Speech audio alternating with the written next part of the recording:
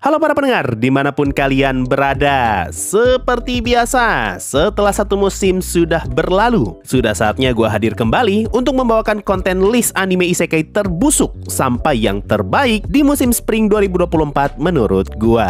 Kurang lebih ada 8 anime isekai dan 1 reverse isekai yang rilis di musim kemarin. Dan ada 3 judul anime isekai besar yang rilis di musim itu. Nah, dari ke-9 anime isekai tadi, kira-kira mana anime isekai paling busuk dan paling bagus menurut gua? So, kalau kalian penasaran, langsung aja, ini dia listnya.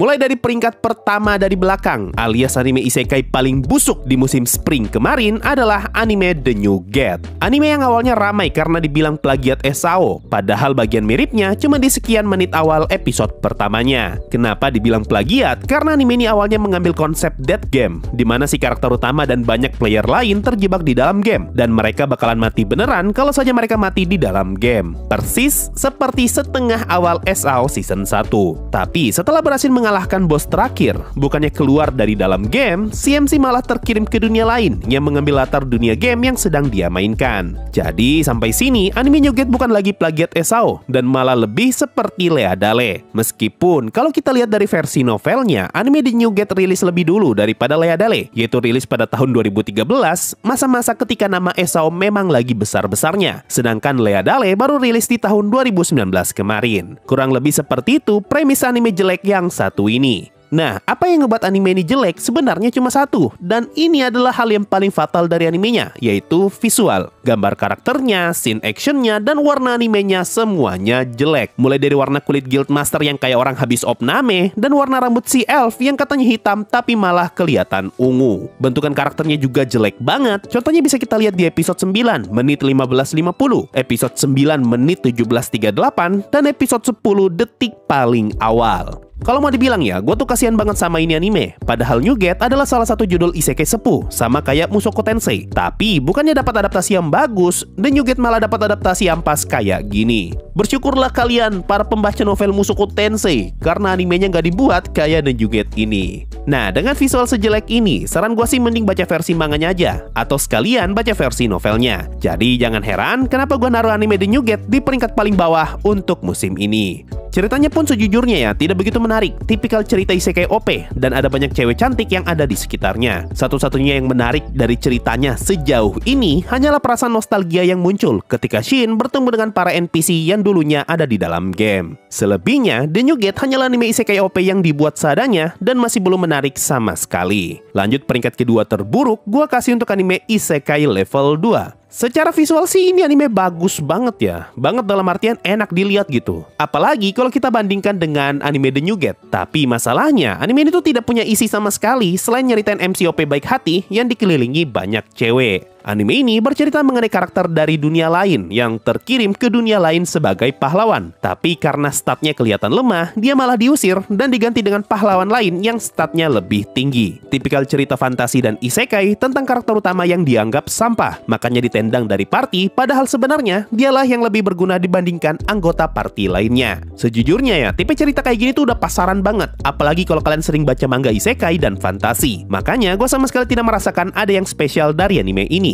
Premisnya pun sengaja dibikin dongo demi keperluan komedi, di mana si pahlawan dengan stat 999 sama sekali tidak berguna dan selalu bikin masalah. Sedangkan MC dengan stat Infinity bakal selalu kena bala dari kedongoan si pahlawan ini. Sekali dua kali sih gue oke ya dengan premis kayak gini, tapi lama-kelamaan gue muak juga ngelihat ceritanya yang gitu-gitu aja. Kalau ceritanya dibuat kayak Tate no Yusa, yang terkadang masih bisa dianggap serius, mungkin gue masih bisa terima. Tapi kalau satu season isinya cuma kedongoan doang, apa yang mau gue terima? Jujur ya, ketika nonton level 2, yang muncul di kepala gua adalah Isekai no Nobiri no Ka. Feel nontonnya tuh mirip banget, cuma bedanya Isekai no Nobiri no Ka berhasil nyentuh perasaan gua, sedangkan level 2 malah cuma sekedar numpang lewat tanpa ada yang membekas sama sekali. Andaikan New Gate punya gambar yang sama bagusnya dengan level 2, gue pasti bakal naruh anime ini di bawahnya New Gate. Satu-satunya yang menarik dari anime ini palingan tuh cuma karakter si Raja Iblis. Selebihnya yang bisa gue omongin palingan cuma opening anime ini yang ramai karena sempat di cover sama orang Indonesia. Lanjut peringkat ketiga yang paling bawah, gua kasih untuk anime Henjin no Salad Bowl. Satu lagi, anime yang apa coba? Ini anime tuh gak jelas sumpah. Anime reverse isekai yang tidak tahu arahnya mau kemana dan tentang apa. Di mal tertulis kalau ini anime komedi, tapi sampai tamat, gue cuma ketawa sekali doang ketika nonton anime ini. Dan ini pula yang jadi alasan kenapa gue taruh anime ini di peringkat 3 ke bawah. Kalau saja gue tidak ketawa sama sekali, gue pasti taruh anime ini di bawah level 2. Anime ini kalau mau dibilang lebih seperti anime slice of life. Pengen kayak Kobayashi-san Chino Maid Dragon dan Hina Matsuri. Tapi masalahnya, ceritanya sama sekali tidak menarik untuk diikuti. Intinya, anime ini tuh nyeritain tentang tuan putri yang kabur dari isekai setelah kerajaannya runtuh dan dia meninggalkan pengawalnya yang berjuang untuk menyelamatkan sang putri. Lalu, ketika sampai di Jepang, si tuan putri malah numpang tinggal di rumah om-om yang bekerja sebagai detektif swasta.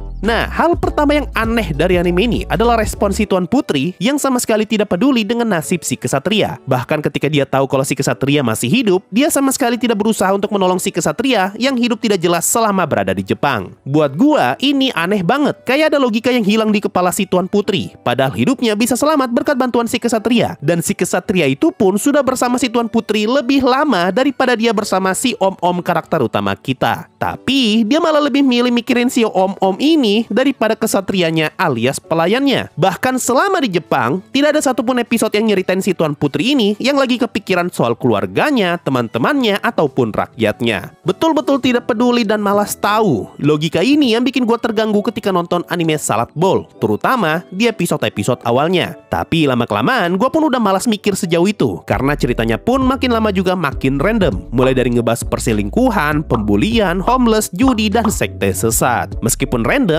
ceritanya sama sekali tidak menarik dan terasa hambar banget. Tapi setidaknya anime ini masih ketolong berkat visual yang enak dipandang dan openingnya juga enak didengar. Kalau gue masih SMP atau SMA, mungkin gue bakal suka nonton anime kayak gini. Tapi untuk sekarang, gue udah capek nonton anime yang hambar kayak gini. Satu-satunya yang bagus dari anime ini cuma episode terakhirnya yang buat gue lucu banget. Waktu si bocil pengen lulus SD dan semua murid serta orang tua murid malah ikut sedih ketika dia mau lulus. Cuma sayang, bagian ini malah dipatahkan dengan komedi lain di mana si bocil tiba-tiba malah konser. Dan buat gua, ini bagian malah tidak lucu. Lanjut peringkat 4 terbawah alias peringkat ke-6, gua berikan untuk anime Tsukimichi Season 2 Part 2. Gua agak bingung sebenarnya ya mau naruh Tsukimichi di peringkat ke-6 atau ke-5 gitu. Tapi setelah gua pertimbangkan, gua lebih tidak menikmati Tsukimichi daripada anime di peringkat ke-5 nanti. Makanya gua taruh anime ini di peringkat ke-6. Secara cerita, Tsukimichi Season 2 Part 2 terasa lama banget. Kesannya kayak ceritanya tuh diulur-ulur biar panjang. Mirip kayak 6 episode pertama Tensura Season 3 yang isinya terasa kayak sengaja dipanjang-panjangin biar nambah durasi. Nah, Makoto di Part 2 ini itu kayak orang linglung gitu. Dipermainkan sana-sini sama banyak orang, padahal harusnya masalah ini bisa langsung selesai kalau saja Makoto tegas dari awal. Gua gergetan banget nontonnya, Pak. Rasanya Makoto tuh kayak masih belum belajar dari pengalaman di season 1 waktu warganya diserang. Sampai season 2 pun dia masih tetap terlalu baik dan hasilnya dia malah ditipu dan dimanfaatin sama pihak lain. Cuma oke lah, bagian ini masih bisa gua maafkan karena mungkin butuh waktu agar Makoto bisa tumbuh sebagai karakter yang lebih tegas. Tapi yang lebih ngeselin lagi adalah ngeliat pertarungan Makoto yang terlalu banyak bacotnya alias terlalu diulur-ulur. Barang ini bisa kita lihat ketika dia ngelawan Io dan Sofia. Sebagai penonton anime, kita sama-sama tahu nih kalau Makoto sudah sangat OP di season 2 part 2 ini. Jadi harusnya musuh semacam Io dan Sofia bisa dikalahkan dengan mudah sama Makoto. Tapi ketika Makoto bertarung melawan mereka berdua, kesannya kayak Makoto tuh cuma pengen main-main doang dan lama banget sampai dia mau serius bertarung. Bagian inilah yang gua rasa kelamaan dan jatuhnya malah terkesan diulur-ulur. Sudah ceritanya ngeselin karena si Makoto terlalu naif, ditambah lagi scene battle-nya ngeselin karena Makoto kebanyakan main. Tapi setidaknya pertarungannya jadi terasa seru ketika Makoto sudah mulai serius dan dia mulai pakai panahnya buat ngelawan Sofia. Cuma ya itu, proses untuk sampai ke titik seru ini ngeselin banget. Sama satu lagi yang gua rasa kurang dari Tsukimichi season 2 part 2 ini adalah atmosfer kotanya yang sama sekali tidak terasa mencekam. Padahal diceritakan kalau ada banyak mutan yang berkeliaran di kota dan ngebuat kekacauan. Tapi rasanya sama sekali tidak ada ancaman dan tidak ada bedanya antara ada ataupun tidak adanya mutan ini. Jadi kesannya insiden mutan yang mengamuk di kota cuma sekedar event numpang lewat doang. Nah, dengan semua kekurangan ini, gue pun memutuskan untuk naruh Tsukimichi di peringkat ke-6. Dan untuk peringkat ke-5, gue berikan untuk anime Remonster.